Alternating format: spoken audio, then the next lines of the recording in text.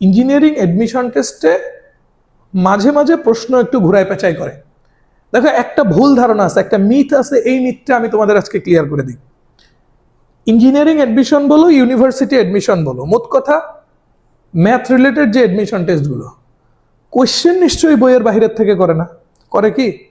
করে না তো। 90-95% কোয়েশ্চেন একদম বইয়ের কনসেপ্ট থেকে করে, ঠিক আছে?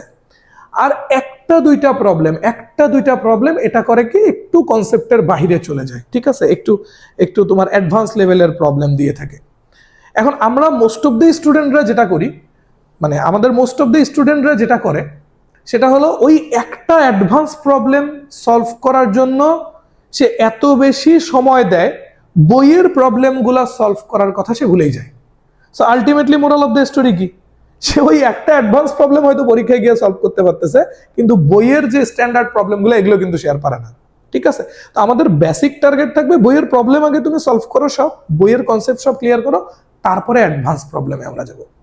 তো আমি তাই করছি, কিন্তু ম্যাকলরিন সিরিজের এবং বাইনোমিয়াল এক্সপানশনের আমাদের বইয়ের যে প্রবলেমগুলো ছিল, বইয়ের কনসেপ্ট রিলেটেড যে প্রবলেমগুলো ছিল, সেগুলো অল ডান।